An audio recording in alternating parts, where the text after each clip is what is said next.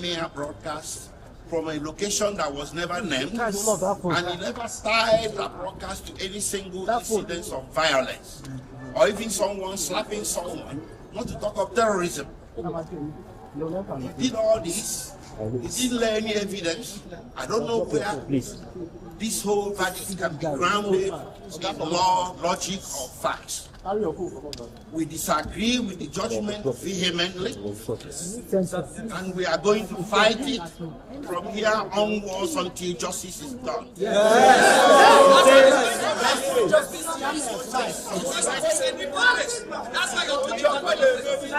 Judgment, politics is based on some tribal, primordial sentiments. Just because Nnamdi Kanu is Igbo. An Igbo man has become the person in Nigeria that should be trampled upon. I'm not saying this because I'm Igbo. I'll say it for the Hausa or Yoruba who gets trampled upon. But today we saw an Igbo man being trampled upon, and by God Almighty, we are not going to allow it. Not stand. Nobody is going to trample on me. Nobody is going to trample on Nnamdi Kanu. Nnamdi Kanu is not a terrorist. He's a man that was pursuing change. To pursue a separate nation of yours is not a crime. So in Nigeria today, if somebody says don't be silly, you get convicted. Nnamdi Kanu may broadcast, and so what? And you convict him for terrorism for mere words in the Federal Republic of Nigeria. What kind of precedent is being laid? So from here, we are heading to the Court of Appeal. The Court of Appeal is the only court in this country, or the next court in this country, that sits as a jury. We are going to approach justices there to check out what happened in court today. And we are pretty sure the justices will agree with us that today was the symbol of the travesty of justice that everybody has been suspecting all along. If the Court of Appeal disagrees with us, we head to the Supreme Court. But by God Almighty, Nnamdi Kanu is not going to stand convicted. Is going to get overturned. Thank you. First of all, I want to talk to the Igbos that nobody should take laws into your hand. I'm assuring you, this judgment is predicated on anger. Thank God that the judgment was streamed live and everybody watched it. You will see the anger in delivering the judgment, and it's not predicated on law. Now, I also want to let you know that this charge, that the investigation that gave rise to this charge was not investigated, because Nnamdi Kanu's purported statement was rejected by this court, and they did not tender any document as investigation report. That is to say, the investigation was not, the offense was not investigated. Having said that, also something that happened in court today, Nnamdi Kanu filed a matter in Court of Appeal, and he's asking, my lord, that particular matter I filed in Court of Appeal anchored on this particular issue. Please, can you just suspend this judgment? Let Court of Appeal direct what to do. My lord refused. Now, on the issue of anger, you journalists will bear with Nnamdi Kanu that government, Nigerian government, and the judiciary are not fair to Nnamdi Kanu. What do I mean? Nnamdi Kanu was given judgment by Court of Appeal. Federal government refused to comply with that judgment given by Court of Appeal until after 8 days before the appeal against it. When we get to the Supreme Court directed the prosecution what to do. Amend this particular charge. Nnamdi Kanu was saying that, please, can you amend this charge? They refused. With the combined effect of all this, I'm assuring you that this judgment will not stand, and the Court of Appeal will do justice to it. Now, I also want to plead with judiciary. Nnamdi Kanu is representing himself, because the court has given the prosecution a blanket order to detain Nnamdi Kanu wherever they want. They should detain Nnamdi Kanu where we have access to file his appeal, because he has 90 days to file his appeal. And the judge said that the judgment will be ready in the next 15 minutes. I also enjoyed the media. We have the record of proceedings from the day till today. I want you to check the record of proceedings and evidence tendered, reconcile it with the judgment.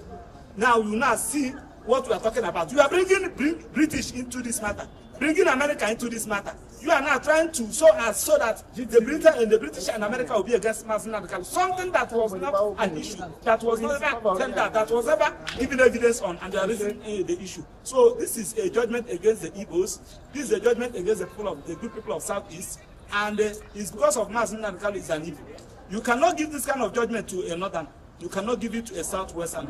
You cannot give it to another tribe in Nigeria apart from the Igbos. And we are going to start against it because it has happened in this country against some other persons, including Abiola. The Igbos join hands together to fight against it. Why should we be our own time and everybody's sitting at table? It's unfair. Thank you. We started this trial. I refrained from speaking to you at the press because the profession does not allow me to discuss with you what happened in our West of the court. The profession does not allow me to tell people what happened in court. But today, we have come to a final end. This guy, your head is inside now. Bend down small. And therefore, his head is entering now. The head is inside the shop. I want to appreciate the judiciary. To remember, just last Monday, the president was saying, at any time when Nigeria is in big trouble or things, the judiciary has always come to the aid to salvage Nigeria. Again, the judiciary has salvaged Nigeria from the laws, from oppression, prescribed IPOB. The court has also pronounced death sentence on Eastern Security Network, which was the military wing, IPOB. Today, God has brought an end to injustice, oppression, suffered by our brothers and sisters of the eastern states of Nigeria. They will not be able to sleep with their two eyes closed. What is important is that every Nigerian must consider issue of security as his personal business. When you look away, when you compromise, or when you show fear, you are encouraging the miscreants, the vandals, the criminals, the terrorists to fester. This issue ought not to have festered for that long. Nigeria is our own country. We have no other country we can call our own. Secondly, it is our responsibility as Nigerians to help the government by way of information to have during the trial information concerning how several heads of human beings were used very scandal. Somebody who is a criminal. So just because people are afraid, we all must be courageous enough to confront terrorism, criminality, and all sort of things. I know that, political insinuations or perspective will be put to this matter. I was in court in there when somebody was saying, oh, Yoruba, oh, Hausa, oh, Igbo. We are all Nigerians. We must love one another. We must not compromise the security of the country on the basis of those primordial sentiments. So I congratulate Nigeria today for seeing the end of this, and let it be a warning to those who may think they are bigger than Nigeria. Nigeria is bigger than every one of us. The law is bigger than every one of us, and the law will take